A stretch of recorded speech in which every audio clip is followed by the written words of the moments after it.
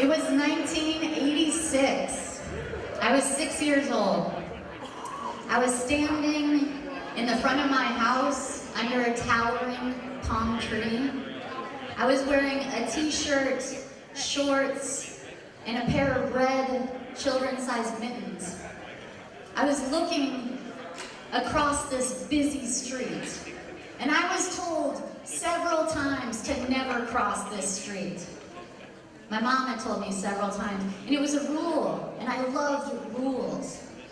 I didn't love following rules, I'll be honest.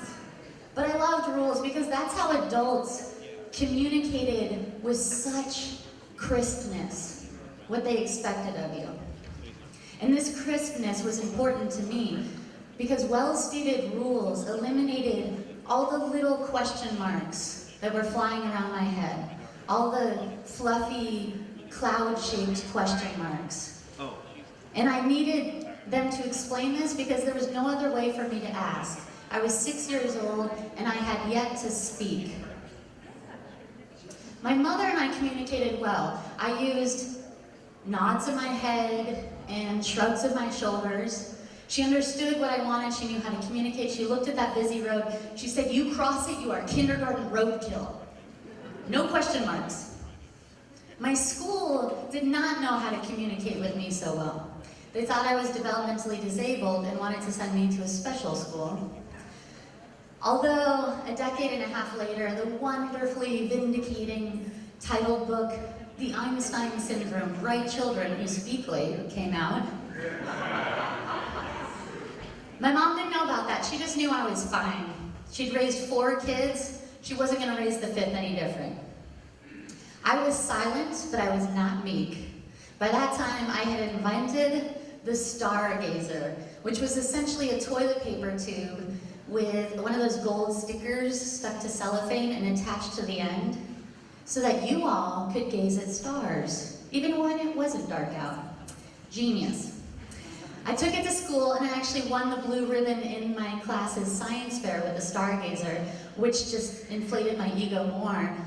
In retrospect, I realized that the adults were probably saying, maybe she's not retarded. She took a toilet paper tube and cellophane and a star and she did something. That's something, right? But me and my pint-sized ego, I was rifling through the kitchen junk drawer one day, and I found this pair of mittens. Probably the greatest discovery I will ever make in my entire life. For these mittens were invisibility mittens. They looked ordinary, like 1980s mittens, right? But when I put them on, they made the wearer invisible. I would walk around the house in these mittens. My siblings couldn't see me. My mom couldn't see me. It was amazing. And just like all my discoveries of the day, I shared this with an audience of none. I didn't say, "Look, Mom, I made these mittens are great." I didn't make my siblings jealous. "I got the magical mittens." I just casually knew in the back of my head, while I was making a fort out of laundry baskets or drawing ridiculous-looking teddy bears with hearts in the ears and on the paws, that after those activities I could casually walk over to the kitchen junk drawer, put on my mittens, and be invisible.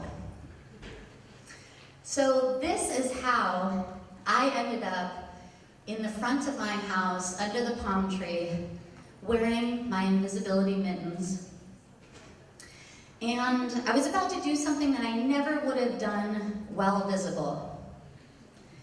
But what is the risk when you're invisible? I stepped out into the street with the sure-footedness of a brazen young explorer. I had shattered all the limitations of technology in my time, and I was achieving the impossible. I was crossing the street invisibly. I reached the other side of the street, this hollowed ground, and it was every bit as sweet as you'd imagine it was. I turned around and I returned home victoriously. And, 3 decades later, I'm realizing that fortunately I was miraculously unscathed as well. I never crossed this street again. I was not a serial street crosser. But the residue of that silent journey remained with me even after the mittens were long vanished. By age 7, I started talking. My mom says I never shut up after that. And this transformation meant a lot to me. Thank you.